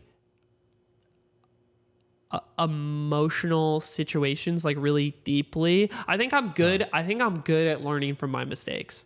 I think when something like hits me really hard emotionally and I'm like very cognizant of like how I've made a mistake or how I've hurt somebody else, I think generally that sticks with me for just really vividly for years. And I think like as I develop like a sort of library of shame, you could say, I think it informs it informs my just the way I socialize with people. Not in like a way that like detracts from me like socializing altogether, but I think I've become like much more like compared to 16-year-old me, compared to 21-year-old me, I think I've changed a lot in terms of how I socialize with people. And I think I've become a bit more anxious, but I think there was always a level of anxiety that like it's like the anxiety we were talking about earlier that like forces progression in your career, as well as like it's progressed the way I interact with people just in my personal relationships. And I think that a certain level of neuroticism is almost like required to be self-reflective. I think but I think it's one of those things that you have to balance, right? You cannot be constantly in fear. Because then you do nothing and then you're always scared. Yeah. Actually, it's an example of this. I actually wanted to do a podcast with you for ages, but I didn't ask because I was scared. Do you know what I mean? Yeah, I know that might sound bizarre to you because I was just like, oh, he's so busy and like, and what finally got me to do it is I was just catching up with my co-founder and talking about like, I'm so grateful I get to do what I want to do. And like part of the reason I do is I genuinely want to become friends more closely with a different number of creators. Like, oh, that's so great. And then I was just thinking, who are people I want to get to know? And I was like, fuck it, I have to. Like, I just texted you kind of randomly. I was just like, hey man, well, come on. But the point I'm making is if I let my anxiety overrule me, I never would have even asked and we would even be here now. Yeah. And that's why it pushes you out of complacency, but it's not something you can use to let just overpower you. It needs to be enough for you to like break the mold of your comfort while you need to reel it in so that it's not inhibitive for sure. Someone I think you get on really well with. Do you know Jack Selby? I don't think so. So Graham Decides Coffee, our podcast. As I mentioned, he does it here. Jack is his partner on it. Oh yeah, I've seen him then. So not only does he do a pod like you, he's also super reflective and thoughtful in a similar way to you. One of these days, I'll bring you two together because I feel like you get along really well. Yeah, that'd be awesome. I've been watching more of their stuff lately because I watched their episode with Hassan. Yep. And then I ended up... That was here at the house. And then I didn't realize that they had done... I'm in the middle of the one with Ludwig. Yeah, they did one with Ludwig. That was a while ago. Yeah, it was old. And it was at the old setup, actually. Mm-hmm. Our old set. That's so funny. You're watching the Hassan one. You're like, oh, I guess they did one with Lud as well. I didn't realize. Guess I should watch that one too. Mm-hmm. All right, let's do another level 2. Sure. You choose this time. I like your nails, by the way. Thank you. I just... we don't do wild cards. We'll do a different one. Okay. I got them painted at the tournament I was at, friend. Dude, so much happened this tournament. Dude, it was a great weekend. Describe your perfect day. Waking up, sleeping in, working out, and honestly, I love doing podcasts.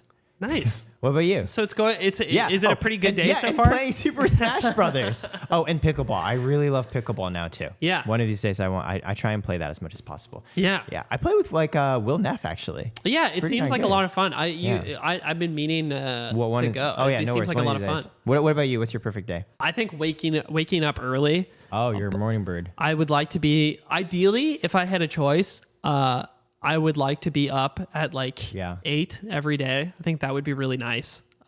Just consistently. Freak of nature. Maybe like 7 or 8 is like the perfect time in my opinion. And then go work out or go on a run. And then if you want to work out, let me know. I work out a lot. Yeah, we have a gym at our office. Oh, fuck. Okay, you have no excuse, dude. Yeah, no, I've been doing it every day this week. Excellent. Yeah. Amazing. And then before that, I was working out like every other day. So I'm getting into the routine. This is a big part of why I left the thing at my job. I'm like making sure that I can account for these things. Yourself. I think for a long, long time, by nature of being like a community figure, but even before I was working and then being at a company that required me to like message a ton of like TOs all the time, and then being at Summit and being basically a mixture of this like Smash TO / like my work / like creator now, for the better part of like 7 years, I have never had a day where like my phone is like not getting messaged. I'm the same. And I think what I've realized over time is like more than anything, I want to be free of being contacted all the time. Yes. And it's not any individual's fault. In general. It is not that I don't want to speak to people. It's not that I don't value relationships. I just want to not feel the pressure of like having to reply to a ton of people all the time. It's like why I'm so bad and slow at replying is because like it's just this behemoth of tasks inside my like phone or computer. And it makes me, so the perfect day is just a day where I have zero fear of having to read or like look at that at all. Or in some days, a perfect day can be like getting through all the things I'm describing and then like sitting at my desk and like happily working for like a few hours and then like maybe seeing some friends. And that could be like days I really, really value are like I travel a lot and I have for a long time. And one of my favorite things to do in a new city is like I will just go walk around for a few hours and like I just like walking around and looking at things, exploring a place, and then like sitting at like a cafe and then like working for like an hour and then being done. And like, and that's just that type of is just like a day that is like free of like mental pressure or stress, however that may be. Yeah. And it doesn't matter, like it could be spending time with someone I love, like my family or my girlfriend, or a day out with friends. These are all like super basic things, right? But I think the key is like removing this sense of like pressure or stress that comes with this like comes with the nature of like my positions that I've had for so long. And like, and that's part of the reason of also making this decision about my job is like, I think it's a really concrete step in like eliminating that. Yeah. And I'm looking forward to that. Because everyone has your number. Yes. I feel the exact same way, dude. My phone blows the fuck up. Tomorrow's actually my birthday, right? Oh, shit. And first of all, I also have no plans other than a bunch of creators. I think I told you they're hosting an event. Yeah. Which that's going to be my day. And it's like work. And I don't often share my birthday because then I just have 50 people messaging me, which to be clear, I'm like, oh, I'm very like happy and grateful. Yeah, to be clear. Absolutely. But it's also just, you know what I mean? And then you just have like 50 messages, all these people. But then it's like, it's weird because it's like you have these people who are reaching out and sharing love for you, which I genuinely appreciate. I do like that. But at the same time, it's like, and it has, like I said, it has nothing to do with the individual or the individual's message. To reply. It's the pressure of like, now it's like in my mental brain of like here's the tasks I need to do today. Might be these work things, these personal things, and now the obligation to reply to these people is like it's in the shelf of work that needs to be done. Yes. And I think that's what I don't like. And it feels bad describing personal interactions as like labor, But I think because the worlds of social, like friendship and work have been tied together for so long by nature of like my job and platforms that I use, I can't help but categorize them in the same way a lot of the time. I'm the precisely same way. Your point on freedom, for me, my goal, it's not just freedom from messages and replying, it's just freedom altogether. Freedom from external things and even internally from my own anxieties. Like that's the real dream, just to be a baby and do what I want to do. Yeah, and that could come in so many forms, right? Like you could go on a fucking hike, you could go play pickleball, you could do all these things. You could be at a cafe in a European country and just vibe. And all of these things can result in like the freedom the mental freedom that you desire. It's interesting. And I think that's like the perfect day to me. So I fucking love that. See, you know what a perfect day is. All right, level 3. We're gonna do two more, and we'll finish it up. What can I help you with? Man, what? Could be nothing. Could be something. I think the first thing that popped in my mind is I think you're helping me right now. Like I don't think that I don't know. I appreciate the opportunity to like talk pretty freely and openly about, my own life. I think there aren't a lot of times in my day to day where I feel like empowered to talk like openly about myself, at least in this manner. And I think that's why when it happens, I talk a lot because it's nice to have the chance. I feel so touched and honored by that. First of all, second, just this is the longest podcast we've ever done by a lot. Oh, really? And I've done over 50 of these. I would not have thought this is the longest because I'm actually just really enjoying this, getting to know you.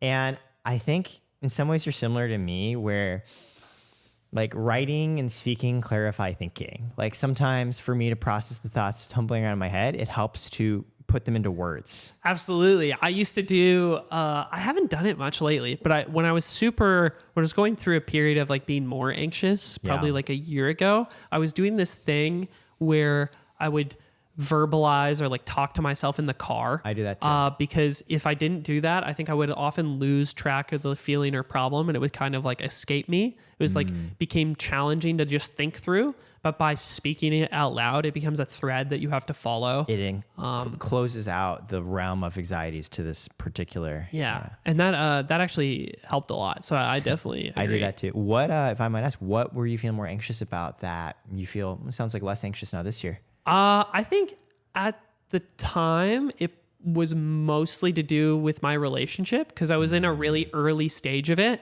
And I had dated a lot for the previous 6 years. I'd gone on a lot of dates or like seen somebody for like a month and then it would end. And I'd just done that over and over and over. So I've always thought of myself as like really good at navigating the early part of something. But I think this was the first person I had dated that it was shaping up into like it was shaping up into an actual relationship.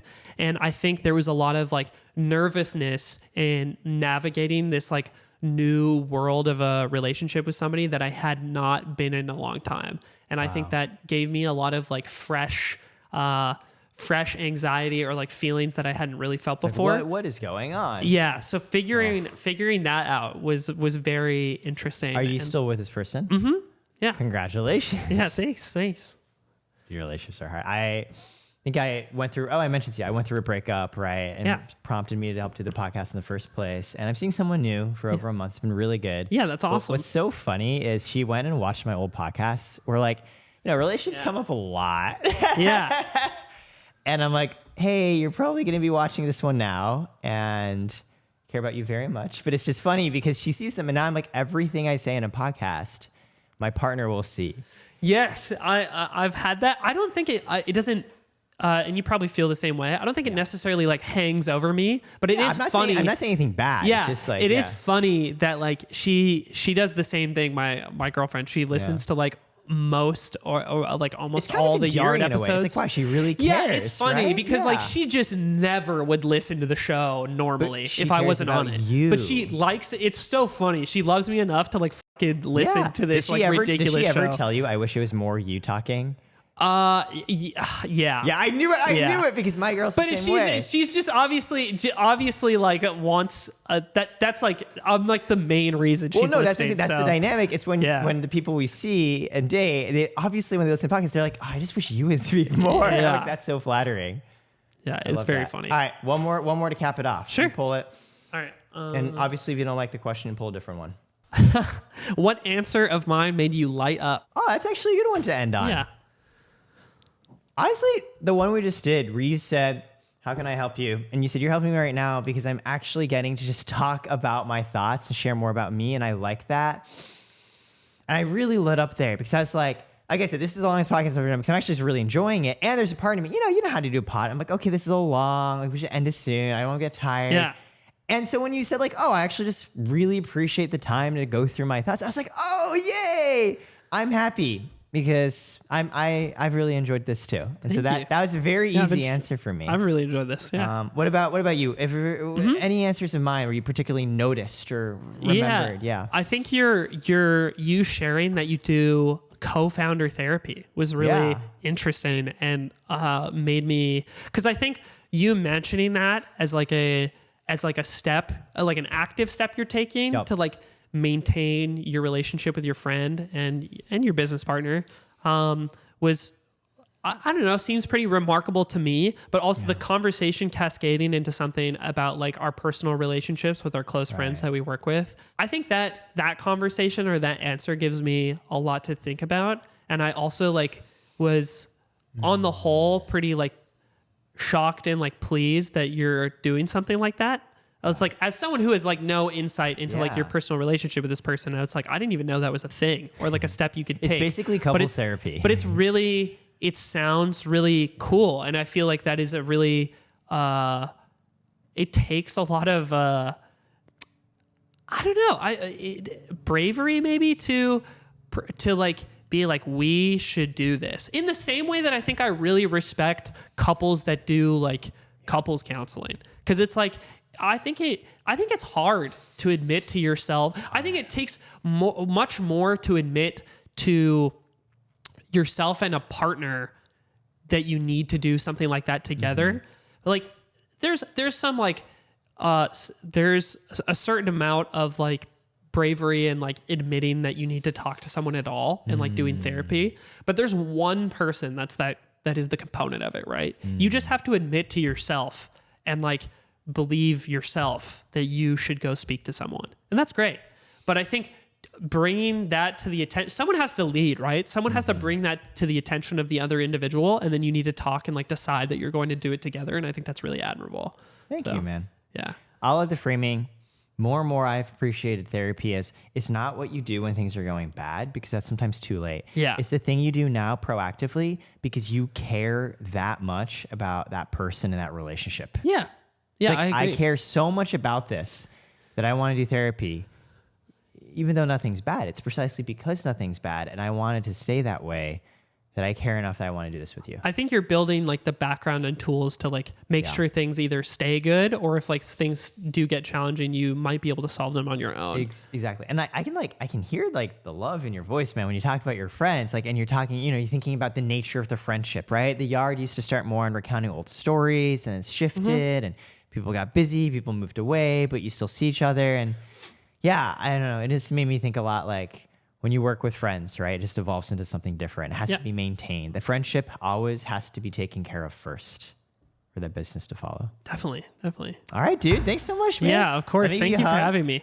Also, I got to take some photos of you then if you're down. For sure. Dude, this was great. Oh my God, dude, this is awesome. Yeah, this was really cool.